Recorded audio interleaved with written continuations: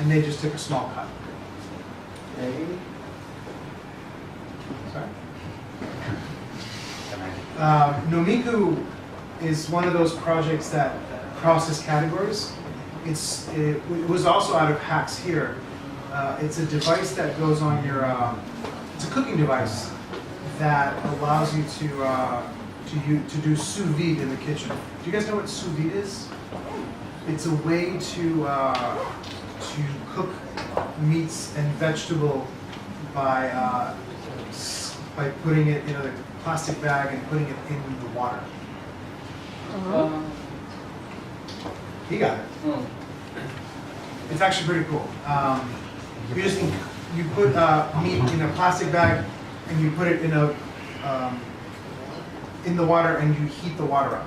So it's a device that like controls the temperature very, very accurately. Like just the boiling? Yes. But sometimes you don't want it to boil. You want it like a little bit below boiling. Okay. So what this device does is that it controls it very, very accurately and precisely. This device is to control the temperature? Yeah. How it tastes? Huh? How it tastes? Very good. Very good. Yeah, it's really good. And this one's making. Are you guys familiar with making? Yeah. Fantastic. This is like one of my favorite human beings in the world.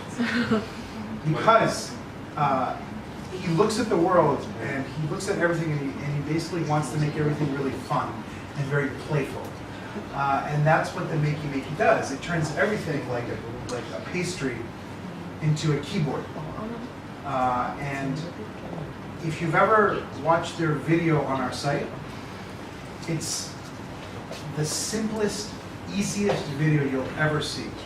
And it's proof that you just really need a good idea and enthusiasm more than anything else to be successful on our site. And again, the first thing that I told you guys today was our site is to create something to share with other people. If you have something like a Makey, the first thing that you want to do is share that experience with someone else. Playing with a Makey by yourself is boring. It doesn't mean anything. When you set that up, you want to bring it. You want to play with it with a kid or with your friend or with, it's something to do with someone else. So that's why this was successful, because what's at the very core, like underneath everything else, is just the ability to share that experience. And this is another great project called Electric Objects.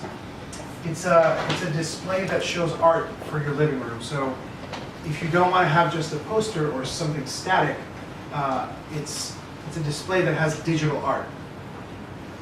The reason this one is important is because you can look at it and say, John, it's a TV. And it is, but it's also not a TV because it's a really good experience.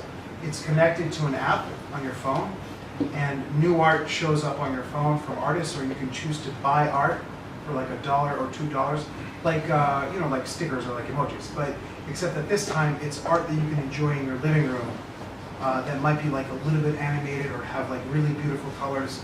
And it's not just a TV; it's a beautiful experience from start to finish. So sometimes you can look at something that you've seen 5,000 times, 1,000,000 times, and you can look at it fresh and say, how could this be different? How could I make this a different, meaningful experience that I can share with other people? And this one is Spark. It's a project that creates a small platform for doing Internet of Things devices.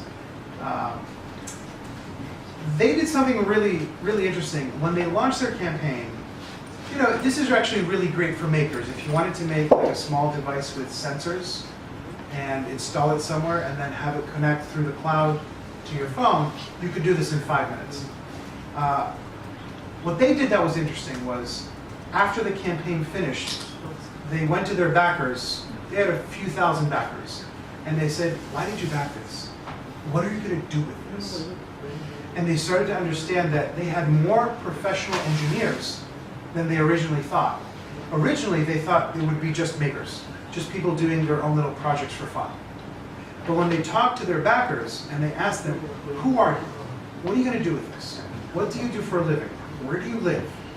when they started asking them these questions, they realized a lot of these people were engineers that wanted to make new products with Spark. So they rethought their entire product line and their documentation.